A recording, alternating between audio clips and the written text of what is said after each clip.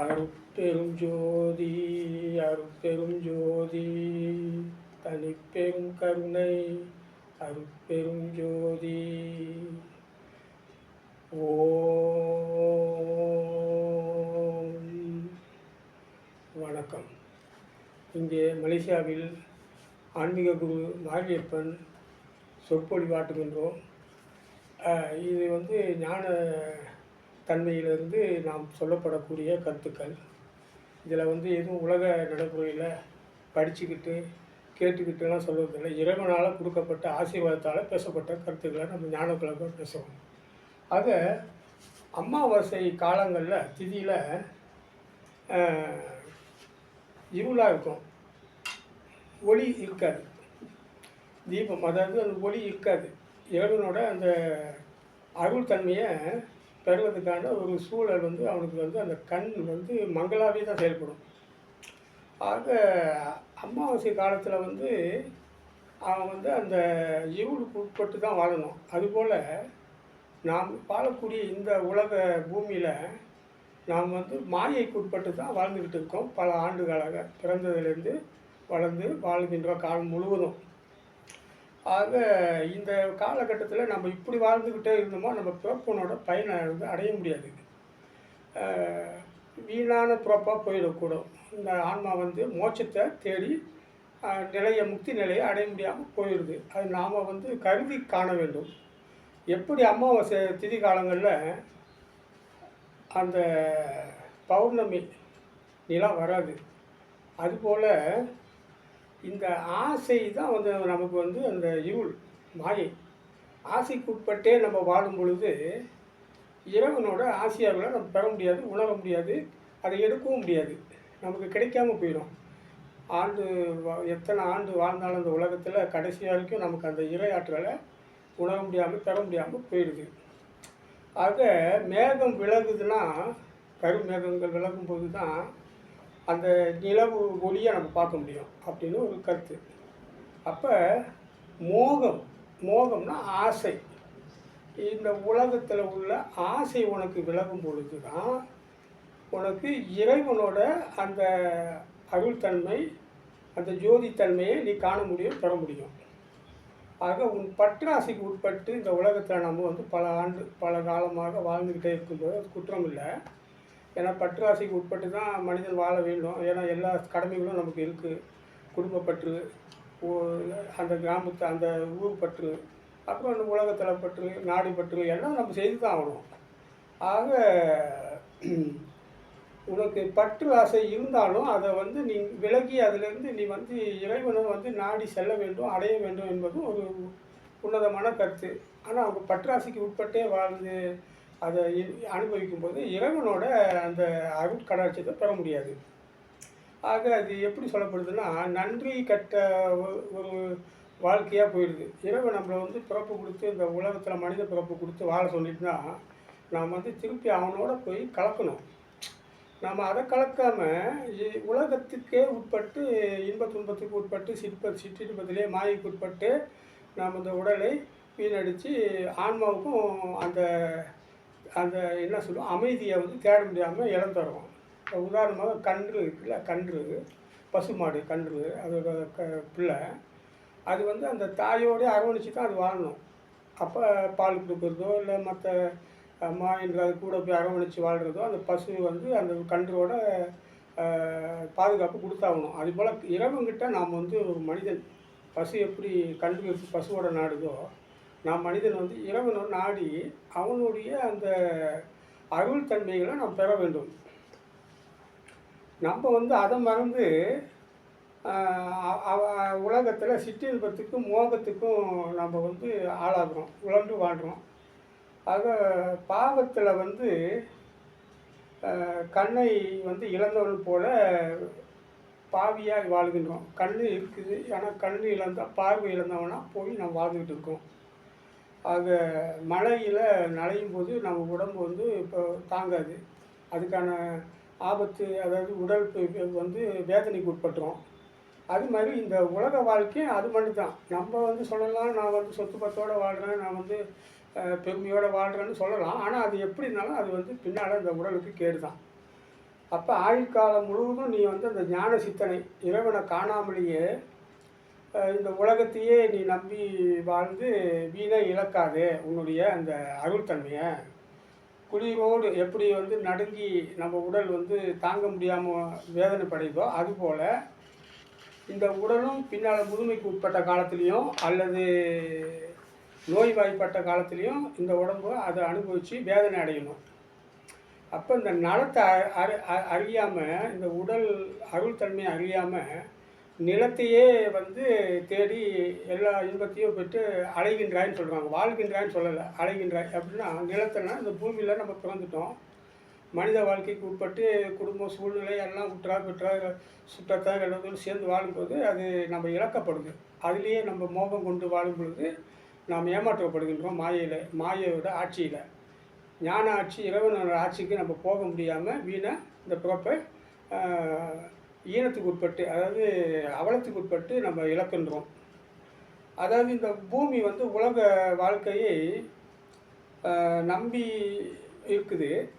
ஏன் உனக்கு இத்தனை துன்பம்? ஆக கேட்குறாங்க, உனக்கு இந்த உலக வாழ்க்கையை நம்பி நீ வாழ்ந்துட்டு இருந்தாலும் உனக்கு ஏன் அத்தனை துன்பம் வருதும்போது உன்னுடைய வினைப்பயனை வந்து நீ முடிக்கணும். இப்போ வினைப்பயனை முடிக்கிறதுக்காகத்தான் நான் மனித பிறப்பு எடுத்து நான் போய் திருப்பி அவங்க கூட சேரணுன்றதை நம்ம மறந்துடுறோம் இந்த உலகத்தில்.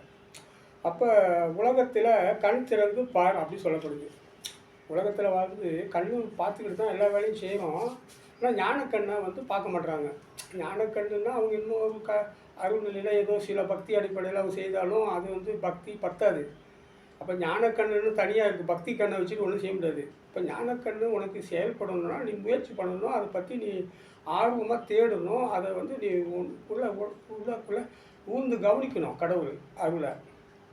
அப்போ விட்டுவிட்டு இந்த தூக்கம், இந்த என்ன சொல்லுவாங்க, கும்பகர்ணன் தூக்கணுவாங்களே, அவன் மாதிரி தூங்கிக்கிட்டு கொட்டாய் விட்டுக்கிட்டே ஒன்று கிடைக்க கொட்டாய் விட்டுட்டு அப்போ இதுதான் அதுதான்ட்டு நம்ம அப்படியே வாழ்ந்து இந்த உலகத்தில் தூங்கியே நம்ம, அதாவது மாயைக்கு உட்பட்டு அருள் ஞானத்தை தேடாமல் விழிப்புணர்ச்சி இல்லாமல் கண் மூடி நம்ம வந்து ஏழ்மையாக, அதாவது ஏழ்மைன்னா ஞானத்தில் வந்து அவன் பணம் இல்லை, உலகத்துக்கு மட்டும்தான் அவன் ஏதோ செல்வாக்காக வாழலாம், வீணை இழக்கின்றான்.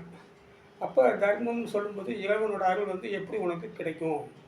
நீ வந்து தேடுனா முயற்சி பண்ணி அதை தேடணும். இறைவன் வந்து உன்னை காண வருவானா அப்படி கேட்குறாங்க. இப்போ இறைவன் வந்து நம்ம வந்து அருள் நிலையில் பக்தி எடுத்து செய்யும்போது நாம் எவ்வளோ கடுமையாக தவம் செய்து அந்த பூஜைலாம் செய்தாலும் நம்ம வந்து இறைவன்கிட்ட போய் சேர முடியாது அப்படின்னு அவங்க சொல்கிறாங்க. அவங்க என்ன சொல்கிறாங்கன்னா, இறைவன் வந்து உங்கள் கூட வந்து கலக்கணுமா, நீங்கள் போய் அவங்க கூட சேர முடியாது. அது வந்து ஒரு சம்பிரதாயத்துக்கும் ஒரு நம்பிக்கைக்காக அவங்க செய்வோம். இறைவன் வந்து உங்களோட வந்து சேருவார், உங்கள் உள்ளத்தில் வந்து குடிக்கொள்வார்னு சொல்லுவாங்க. அப்போ அந்த நிலையை வந்து நீங்கள் பெற்றுக்கொள்ளணும்.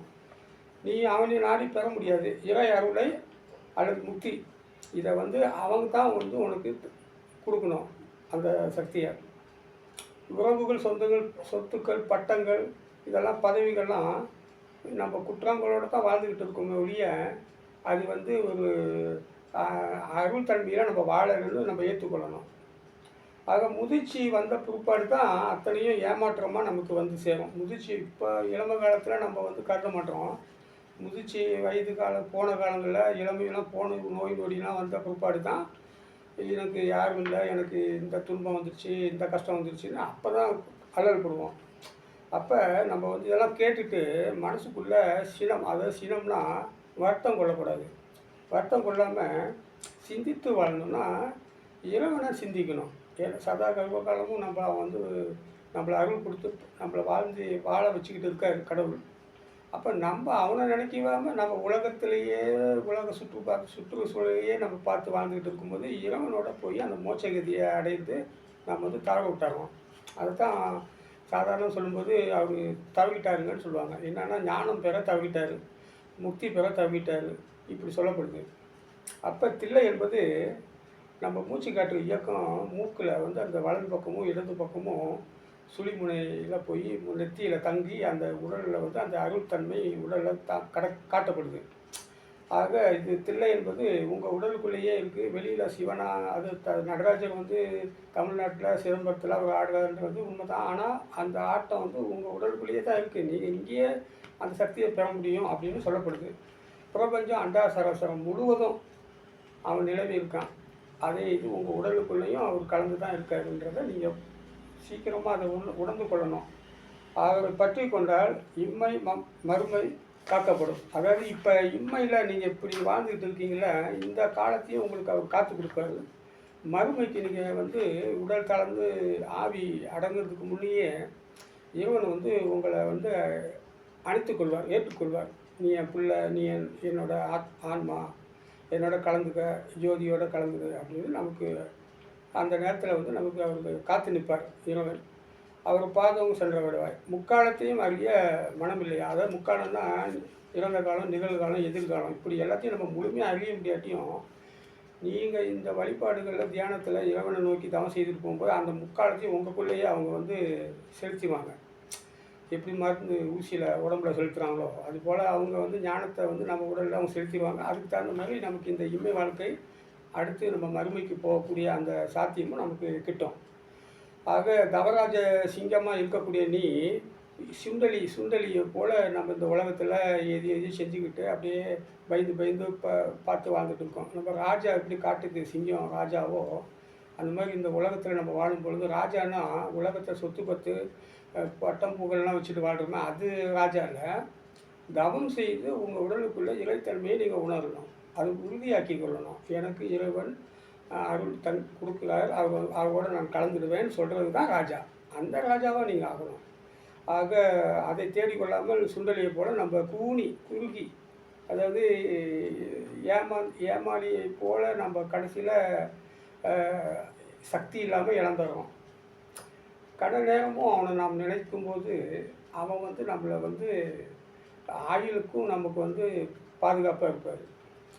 அழிந்தது போதும் வாழ பழகி கொள். இப்போ நம்ம வாழ்கிற வாழ்க்கை வந்து வாழ்க்கைன்னு சொல்கிறோம், அது அழிவுத்தன்மைக்கு உட்பட்டது.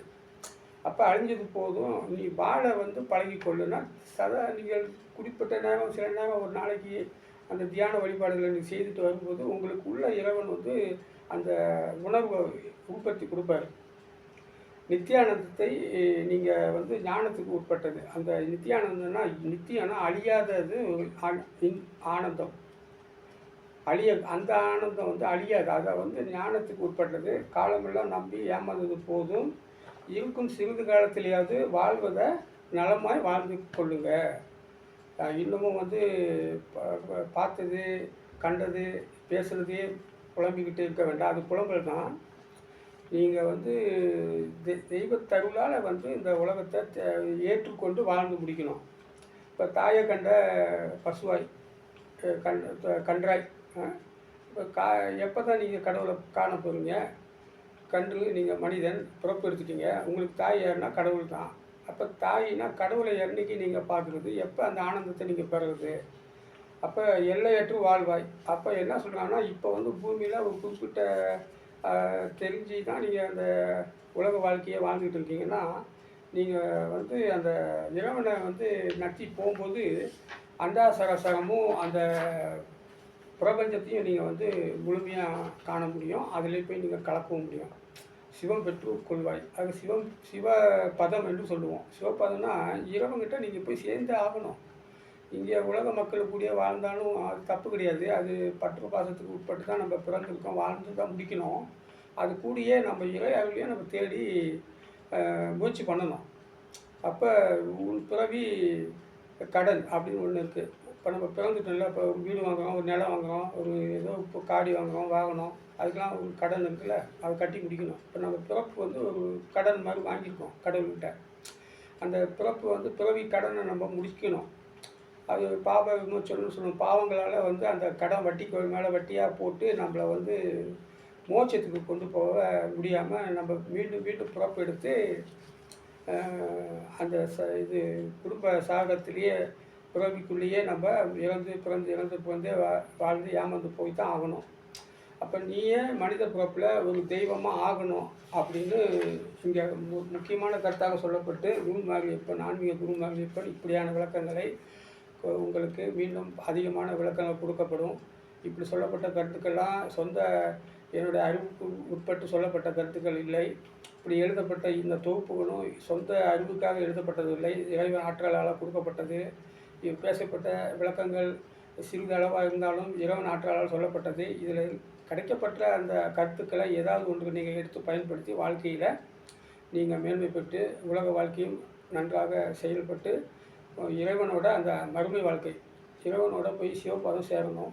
உலகத்திலே உழன்று உழன்று வாழ்ந்து இறைவன் கடைசி வரைக்கும் இறுதி வரைக்கும் நம்ம எப்படி ஏமாந்து போய் வாழ்ந்து இந்த பிறப்பை வீணடிக்கிறதை விட நீங்கள் இந்த பிறப்பை வந்து மோட்சம், அதாவது சிவபாதத்தை பெற்றுக்கொள்ளுங்கள். இறைவனோட போய் கலந்து விடுங்க. உயிர் இருக்கும்போதே இந்த உடலுக்குள்ளே நீங்கள் இறைத்தன்மையை பெற்றுக்கொள்ளலாம். உயிர் இந்த உடலில் இருக்கும்போதே நீங்கள் மோட்சத்தை அடைஞ்சு விடலாம். இறந்த பிற்பாடு அது என்ன சொல்லுவாங்க, இந்த 16 நாள் கருமாதிக்கு அப்போ வந்து சிவப்பதம் அடைஞ்சிட்டாருன்னு செய்வாங்க. அதெல்லாம் வந்து நம்பிக்கைக்காக இருக்கப்பட்டது. உண்மையிலேயே கொடுக்கப்பட்டது இந்த உடல் உயிரோடு இருக்கும்பொழுதே நீங்கள் இறைவனை உணரலாம், அந்த சிவப்பதத்தை நீங்கள் அடையலாம் என்று சொல்லி இந்த கருத்தை இதனுடன் முடித்து உங்களுடன் வந்து அருளாசியோடு உங்களுக்கு கொடுத்து இதனுடன் விடைபெறுகின்ற. நன்றி, வணக்கம்.